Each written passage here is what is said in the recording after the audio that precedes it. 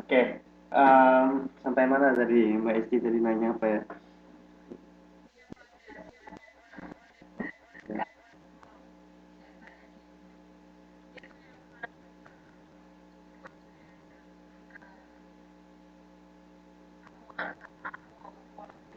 Hmm,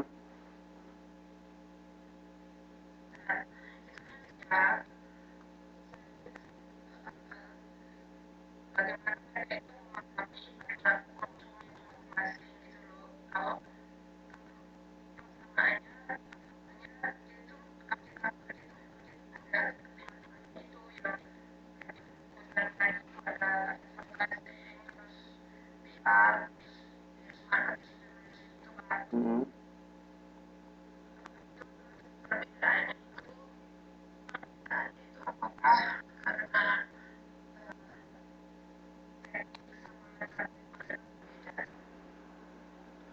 oke,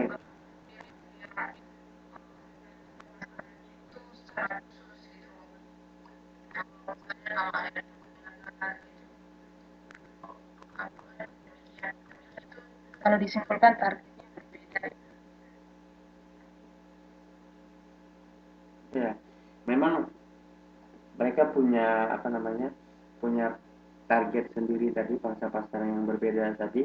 Tapi mungkin saja mereka juga apa namanya? Karena di sini adalah yang kita bahas itu tentang komunikasi mereka gitu ya, komunikasinya. Jadi tadi di yang 5 itu memang mereka pakai. Kemudian kalau untuk konsumennya itu sendiri itu nanti masuk ke dalam yang feedback itu. Coba kalau dilihat di yang elemen komunikasi tadi yang di slide keberapa itu kan ada feedbacknya. Jadi yang di model komunikasi pemasaran. Kalau bisa dilihat di sana yang di model komunikasi pemasaran. Nah, di situ kan encodingnya itu termasuk yang 5 tadi. Kemudian transmisinya bisa radio, televisi, surat kabar atau yang lain. Kemudian ada decoding itu respon. Ya, hmm.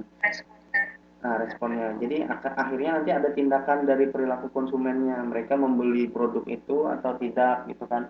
Atau mereka sudah membeli dan akhirnya loyal, tidak mau ganti merek lagi. Itu bisa dilihat di komunikasi apa di model komunikasi pemasarannya itu tadi.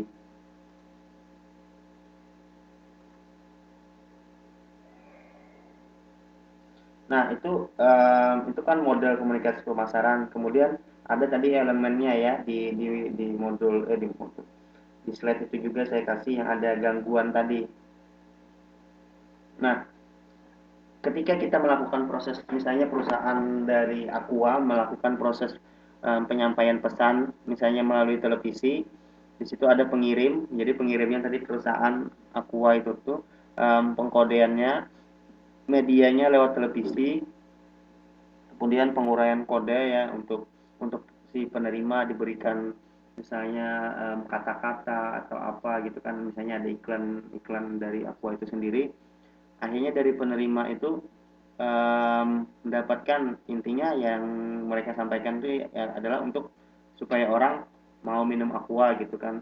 Kemudian tanggapan masyarakat itu bisa bisa aja terganggu oleh adanya gangguan noise misalnya karena penyampaian pesannya melalui televisi. Ketika iklan saya bilang orang jarang mau lihat iklannya, dipindah channelnya.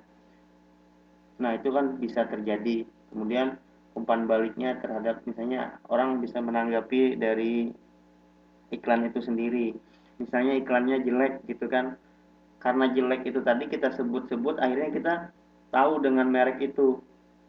Kayak misalnya apa yang ini tolak angin, katanya orang pintar minum tolak angin, itu udah melekat gitu kan. Jadi kalau kalau minum tolak angin bilangnya orang pintar gitu ya, karena iklan itu terus disampaikan seperti itu, mereka punya tagline seperti itu, akhirnya ketika di penguraian pesan penerima tanggapannya yaitu um, ketika masuk angin ya minum orang pintar ya minum tolak angin gitu contohnya kan.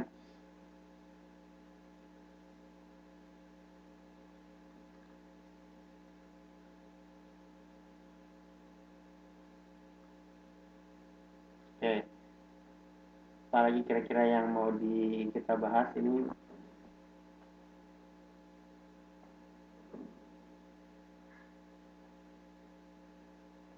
Kayaknya yang Bapak jelaskan ini global ya Pak, daripada ini Ya, modul ini. karena kalau untuk Karena kan teori nanti saya lihat, di apa namanya, kalau untuk teori-teori nanti pas teman-teman apa namanya sudah mulai paham tentang basic ini lebih mudah untuk paham teorinya.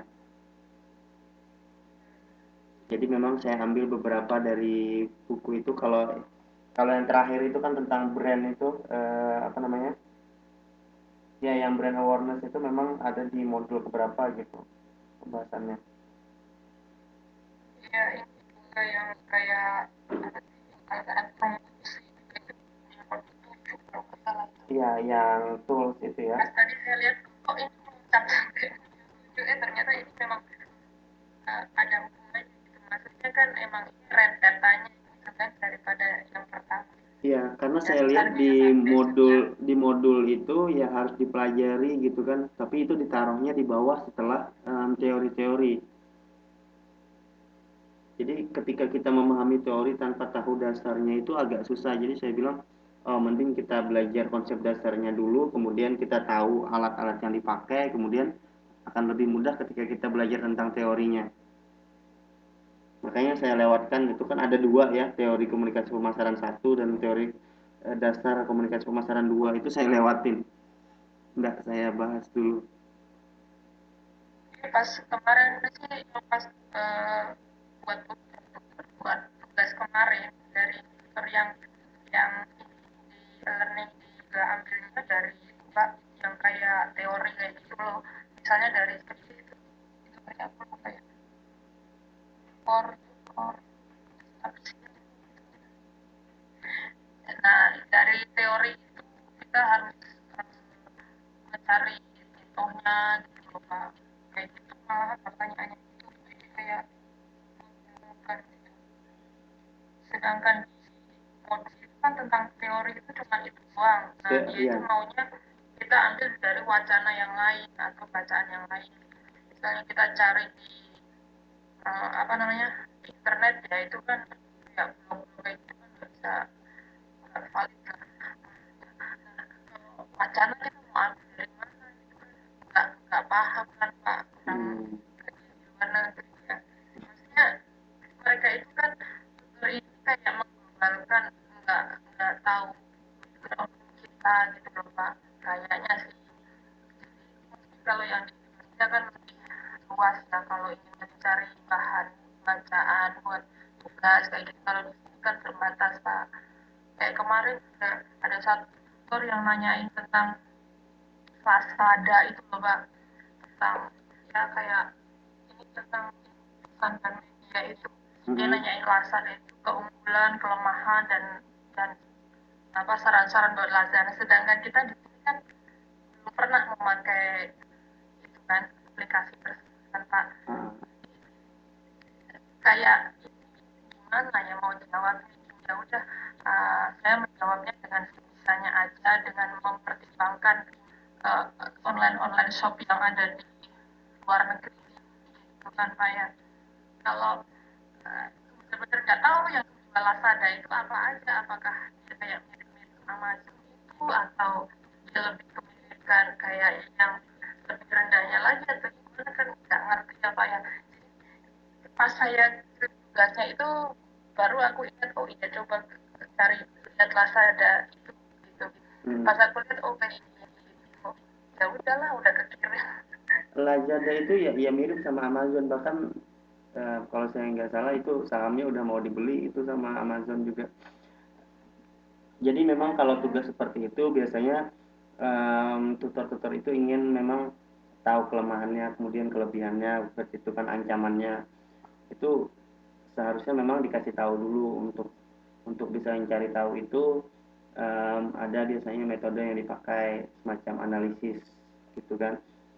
Nah, kenapa di sini memang saya tidak mau kita belajar teori-teori dulu.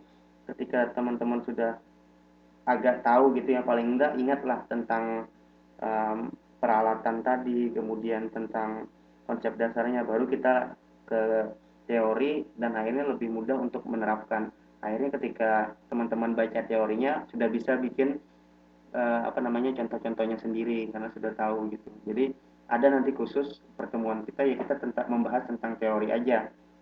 Kemudian kalau di tinjauan mata kuliah selanjutnya itu juga ada aspek-aspek dasar kunci analisis komunikasi pemasaran, riset pemasaran dan isu-isu lingkungan. Nah itu kan nanti saya harus carikan contoh-contohnya kan. Jadi saya berikan contoh-contohnya, jadi teman-teman bisa analisis sendiri komunikasi pemasarannya seperti apa gitu.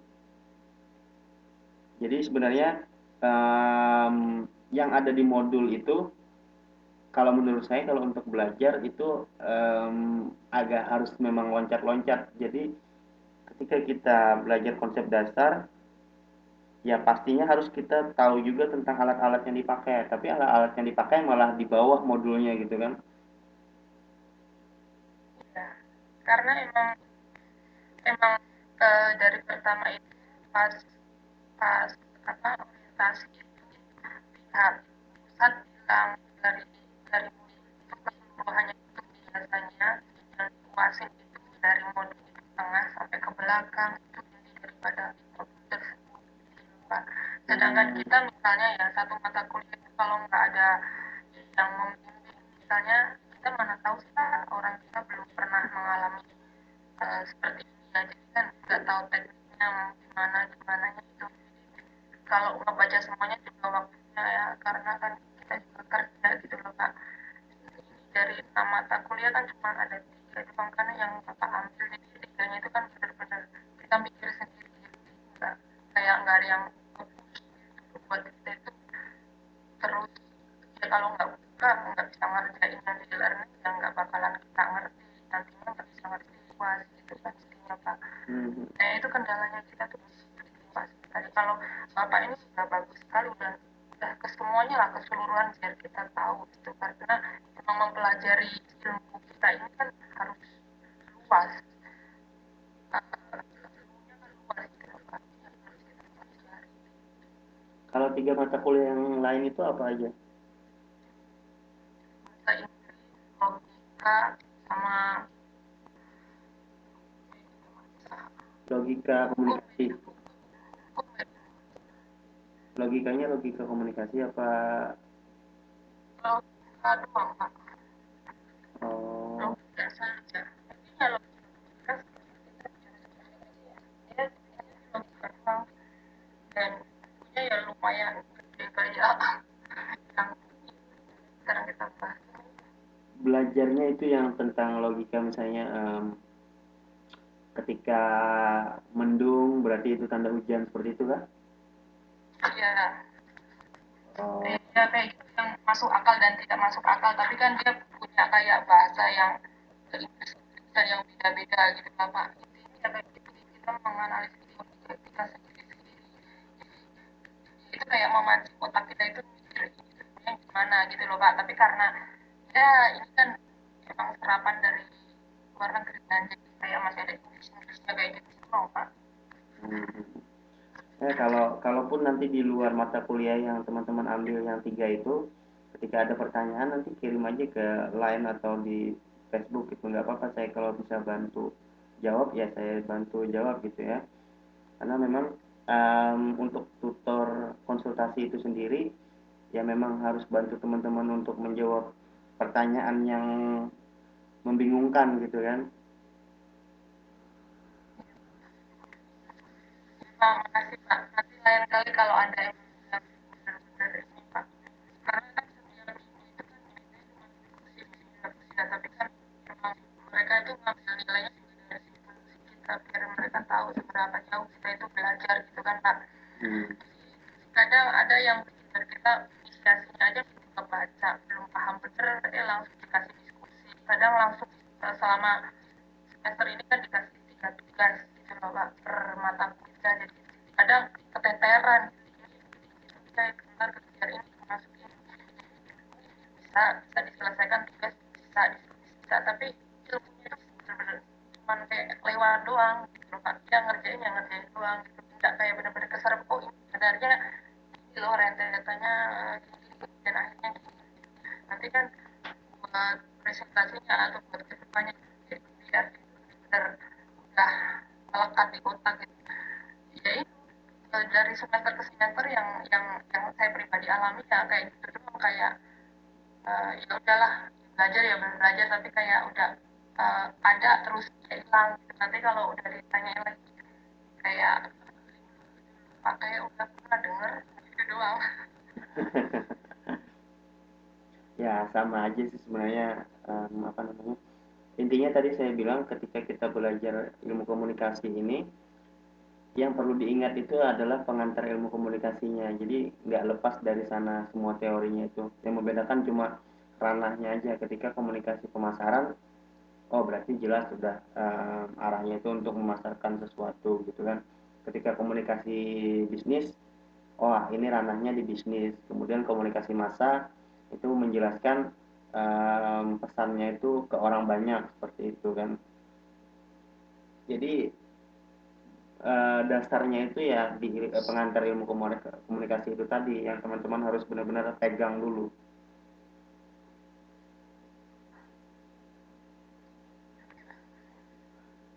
Nah, memang kalau untuk di komunikasi pemasaran ini tadi kalau ada contoh tadi tugas seperti itu ya, misalnya ada dua dua brand yang berbeda. Ada mungkin teman-teman sudah tahu atau mungkin masih baru mendengar ada yang namanya analisis SWOT. Sudah pernah tahu Analisis word ya? SWOT itu analisis apa? yang menganalisis tentang kekuatan, kelemahan, ancaman, kemudian peluang. Nah, ketika kita punya empat itu, misalnya kita pengen apa namanya meluncurkan suatu produk. Nah, kita lihat dulu secara peluangnya ada nggak peluangnya. Kemudian kelemahannya apa? Kelemahannya mungkin karena sedikitnya modal, pasokannya baru apa brand baru orang banyak nggak kenal. Kemudian kekuatannya apa? Oh kekuatannya kita misalnya bisa lebih murah daripada yang lain. Kemudian apa? Nah itu apa namanya metode khusus untuk menganalisis. Jadi ketika tadi Mbak Esti katanya bilang ada dikasih soal seperti itu, kalau dijawab dengan analisis SWOT itu pasti bakalan lebih bagus ininya jawabannya. Misalnya kayak Rajada tadi kan. Nah, itu bisa di ini nanti ke kekuatannya Lazada kayak gimana, kemudian kelemahannya seperti apa, ancamannya. Oh, ancamannya ternyata juga ada website-website lain atau aplikasi lain yang seperti itu dan lebih mudah untuk digunakan misalnya. Analisis word sendiri ini ada nggak sih Pak di modul? Kalau ditanya sumbernya dari mana? Nah, kalau untuk analisis SWOT sendiri itu sebenarnya nggak kalau di ilmu komunikasi itu biasanya jarang dimasukkan, tapi itu memang alat untuk menganalisis. Jadi maksudnya ketika Mbak Esti ada satu soal gitu kan, itu bisa digunakan ketika memang kita disuruh menganalisis, kasih aja analisis SWOT itu nggak jadi masalah karena dia umum dipakai di hampir Oh, semua gitu kan, untuk ekonomi juga dipakai. seakan-akan kayak pemikiran sendiri gitu ya Pak ya. Ya jadi memang untuk pemikiran sendiri misalnya untuk komunikasi pemasaran tadi kan, nah kita menggunakan apa namanya PR misalnya atau periklanan, kalau kita pakai analisis SWOT kayak gimana. Oh peluangnya sekarang karena orang banyak yang nonton TV, kita iklannya lewat TV atau lewat internet. Terus ancamannya apa kalau lewat internet atau lewat TV, ancamannya apa? Ancamannya oh bisa saja channelnya diganti. Kemudian peluangnya apa? Oh peluangnya um, kita bisa kontrol misalnya audiens yang kita mau. Misalnya iklan kita ditaruh jam berapa. Kemudian kesempatan tadi kan opportunity-nya, oh ketika kita taruh iklan di televisi mungkin orang lebih banyak tahu tentang produk kita, itu kan bisa. Jadi lebih lebih maksudnya ketika kita menggunakan analisis SWOT itu jawaban kita lebih terorganisir gitu.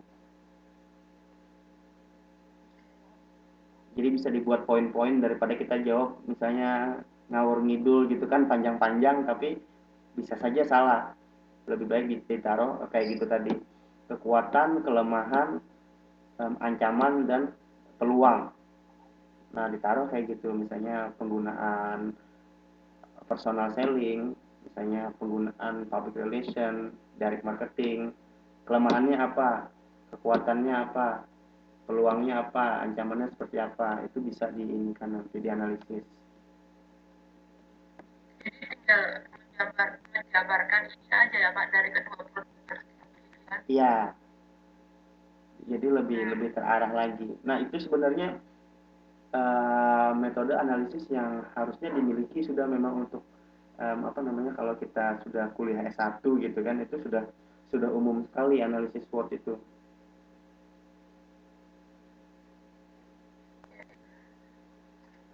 Maklum Pak, kita kan nggak ada yang komisi Pak. Jadi kalau kayak gini kan kayak pengetahuan khusus ya. Jadi ada masukan di telinga, jadi ketika itu ada tambahan gitu. Tapi kalau benar-benar nggak ada pembimbingnya, kita mau gimana bisa? Nah inilah yang yang kelebihan sama kelemahannya untuk paid bisnis.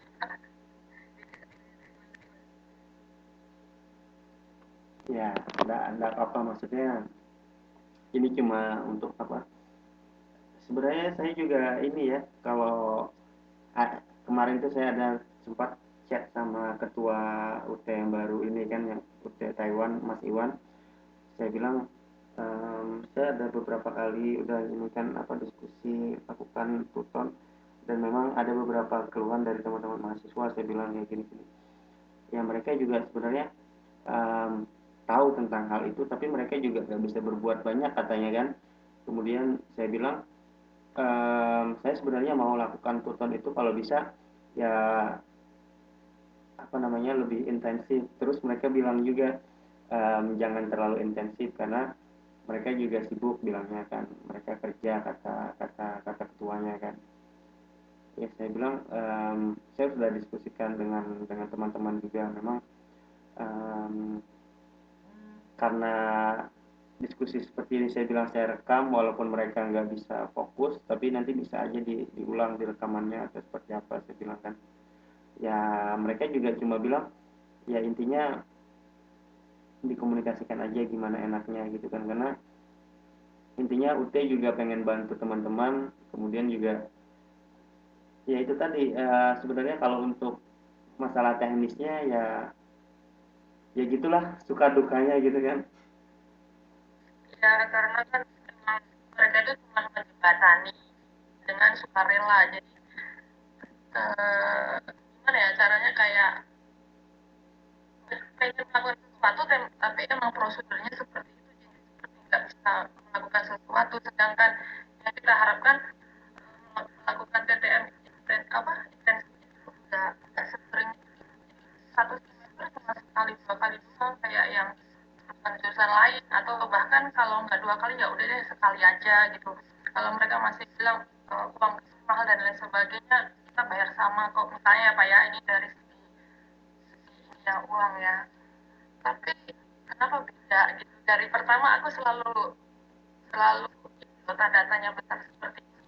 Kalau memang kuotanya nggak memungkinkan, nggak usah diadain lah jurusan inilah, kasihan kan, semakin kecil semakin mereka nggak tahu, semakin mereka tertinggal. Jangankan suara mereka didengar, kalau mereka aja, bukan kita loh maksudnya, mereka nggak bakalan kenal karena kita cuman kalau ujian doang, cuman nongolnya bergabung sama mereka gitu loh Pak. Kedepannya itu kalau uh, kurang dari kuota yang mereka udah tetapkan, ya nggak usah aja diadain, karena kan memang hanya tiga jurusan kan, bisnis apa, manajemen sama ini sama komunikasi. Komunikasi itu paling kecil pasti kuotanya, karena banyak yang minat tapi nggak ada ininya, jadi dari tahun ke tahun itu makin sedikit aja gitu loh Pak.